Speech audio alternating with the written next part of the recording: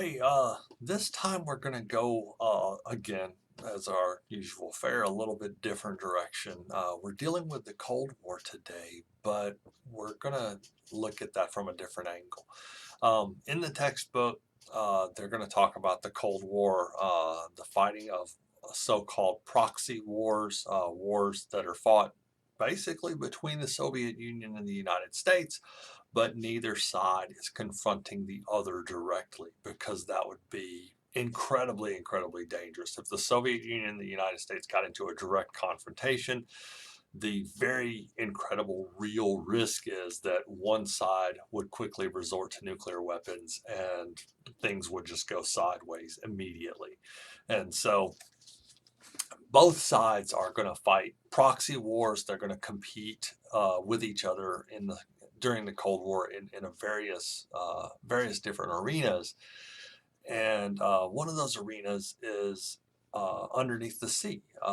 The submarine forces on both sides are going to be a very big central player during the Cold War, but we typically during the Cold War while it was going on didn't really hear about them all that much. Since the Cold War's ended, since we have at this point about 30 years outside of the Cold War, we're learning more and more information as more information is being declassified from Soviet archives, Russian archives, as well as archives in the United States to a lesser extent. Um, but a big thing during the Cold War is that there are two main categories of submarines that emerge following World War II. World War II, mainly most submarines were there to sink surface ships. There's really, I think, maybe one, possibly two cases of a submarine during World War II that actually sank another submarine. For the most part, they're there to hunt surface ships. Completely different paradigm during the Cold War. During the Cold War, starting about 1969, really, we have two different categories of submarines, and they're called basically one category of submarines are called boomers. These are boats that have intercontinental ballistic missiles, ICBMs. They're built to launch nuclear weapons into enemy territory, usually with multiple warheads on them to basically decimate that country. So boomers carry ballistic missiles, usually about 16 on each boat. Uh, the other category are what are called fast attack boats. And the primary role for fast attack subs are to hunt boomers and to keep track of them. And so, really, for the majority of the Cold War, both sides are fielding boomers to station these around the world so that in the situation of a nuclear exchange, you have a mobile platform of nuclear weapons. And so, here in the United States, we've got missile silos out largely in the American West for the most part. There are not too many on the eastern seaboard for the most part. There are some, but those are in one central place, and it's not too super difficult to figure out where those are. Uh, and so, in the situation of a nuclear exchange, you're going to target those missile silos. But the beautiful thing about submarines is they're mobile. They can be anywhere in the ocean, and so this is a mobile missile platform. Fast attack boats are there to try in the event of a nuclear exchange. First job of a fast attack is to immediately sink any boomers that it's around. Um, and the Soviets do a really bad job at this. A lot of their submarines are very, very loud. They make a lot of noise. They didn't know how good American technology was as far as active as well as later on passive sonar was in finding their boomers. And so their boats weren't anywhere near as quiet as American boats were. And so, you know, their boats were easily stalked by American fast attack boats, and our boomers, American boomers, were very, very quiet, and so it was a lot easier for them to evade Soviet fast attack boats. Um, but over the years, though, you know, both sides are trying to tail each other. And like I said, this is primarily because of better technology and a lack of understanding of what's going on the Soviet side. Primarily, you've got a lot of American fast attack boats that are stalking Soviet boomers. And a lot of times they are following these boomers throughout the oceans. Anytime a boomer would go out to sea, an American fast attack boat would tail it. And, you know, they were staying extremely, extremely close, about 3,000 yards back. And, you know, that sounds to us like, hey, that's a pretty good distance back. But, you know, these submarines are massive and they don't stop very well, and you don't have any windows. And so you're just following another submarine based on the sound that that submarine makes. And it's, you know, judging distance and judging, you know, course changes and stuff like that. Sometimes you run into them. Between 1967 and 1993, we know of at least 25 collisions between United States and Soviet subs. There's others, you know, there's probably others, but those are the only ones that we actually know of. Neither party has actually still admitted to some of those that historians have, you know, dug into and other analysts have dug into. Another avenue, though, uh, for submarines is espionage.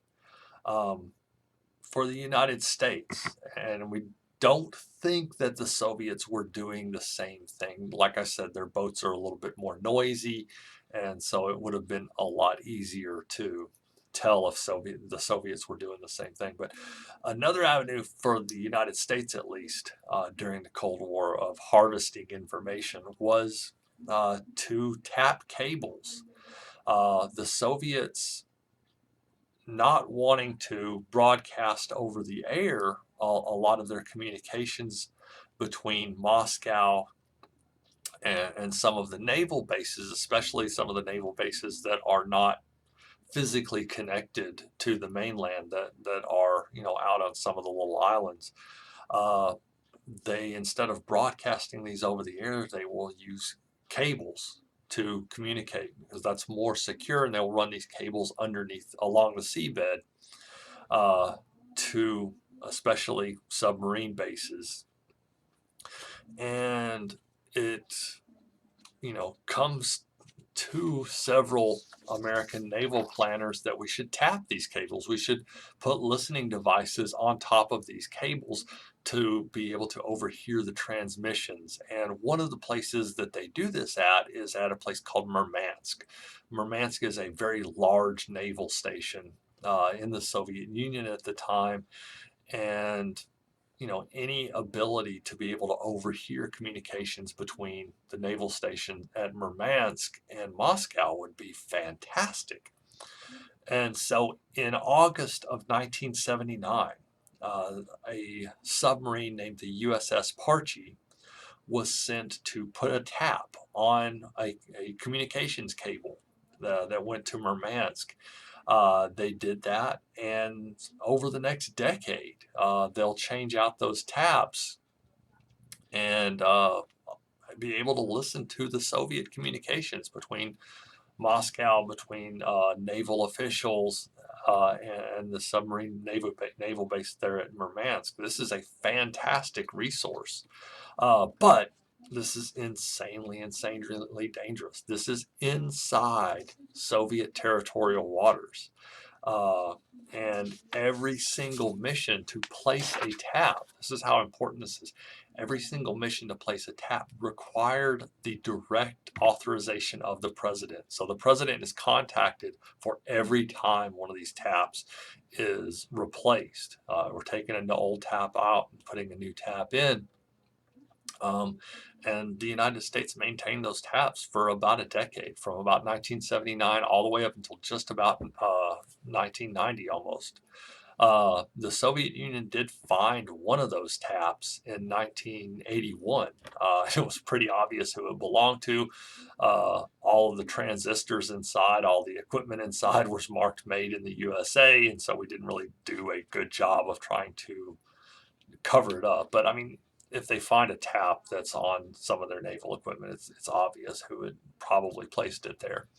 They didn't locate any other ones after that, so the program still went on. But a fantastic bit of information popped up in 1983.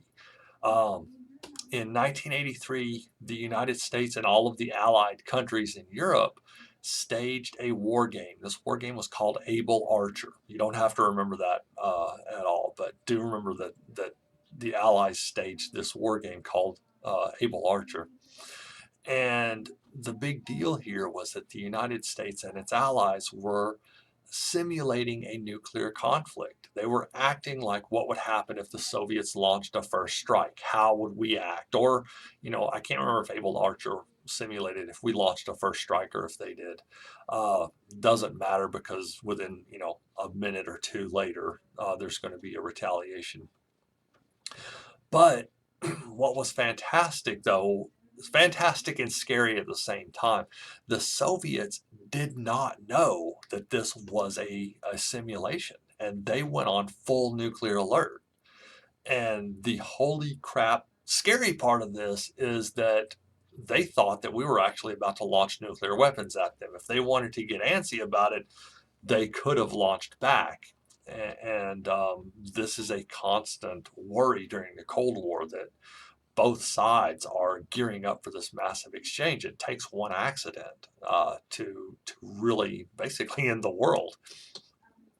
But the Soviets went on full nuclear alert, and they are going to give orders to their Northern Fleet on what to do in this situation, what happens if there is a possibility of a nuclear exchange.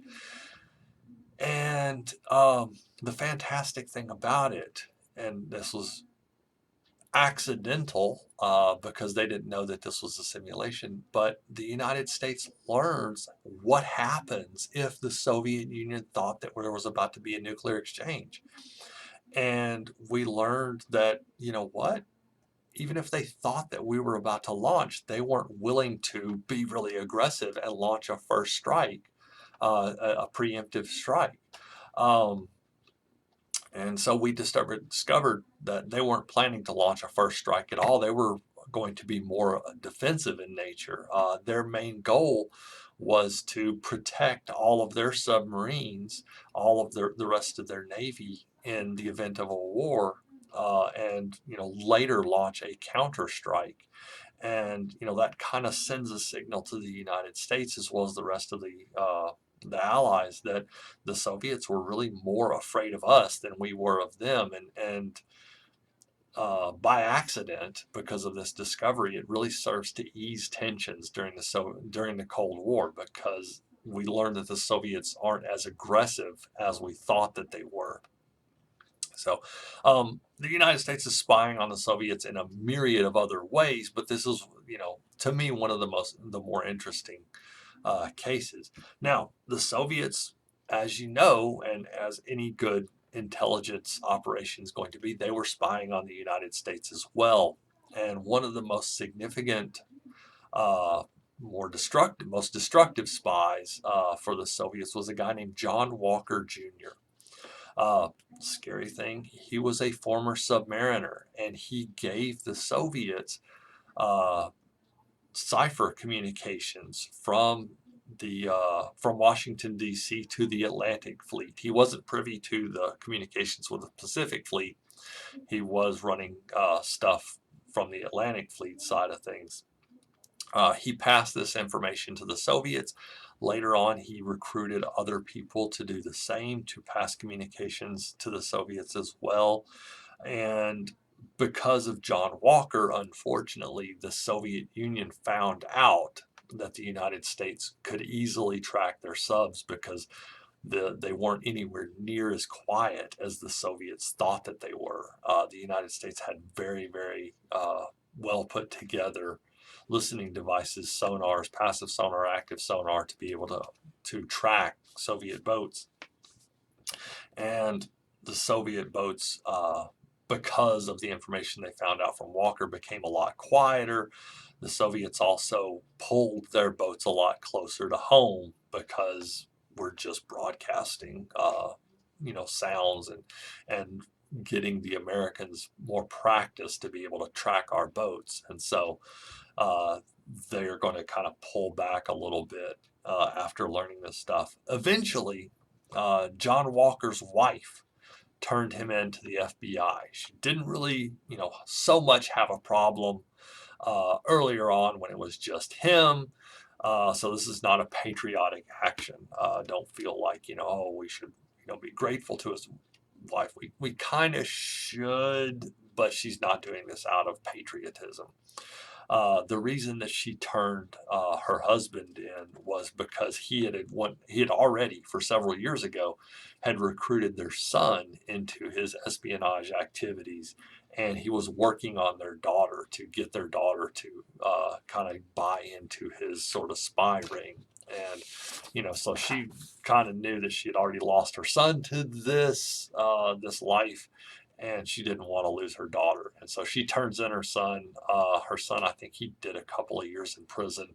Walker was sentenced to life in prison, and he died just, I don't know, maybe 5 years ago. So this is 2019. I think he died 2015, maybe. But he spent the rest of his life in prison.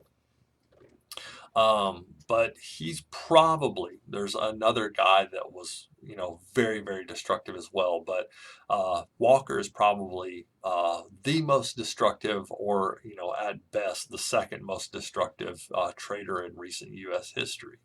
But the interesting thing about the submarine issue is that sort of cat and mouse game really captures what the Cold War is all about. Both sides are incredibly interested, concerned with keeping track of what the other side is doing in an effort to trump any advantage that the other side has. And sometimes we come really close to stumbling into a war because of that. Able Archer got us really close to a war.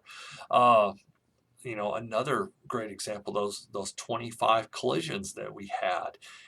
If one of those boats had sunk, or both of those boats had sunk, that could have been taken as evidence by whatever country wanted to take it as an aggressive action against that country. So if we lose one of our boats, we might think that the Soviets sank it on purpose, and that might escalate things and take us into an actual conflict. Same thing with the Soviets. They might think that we sank one of their boats on purpose and take that as an act of aggression. So we, in the interest of, gaining an advantage as well as gaining further intelligence on the other side, we almost stumble into an actual war a couple of times. And that's kind of scary if you think about it, because for about 30 years, the United States and the Soviet Union are going to be playing this game underneath the oceans.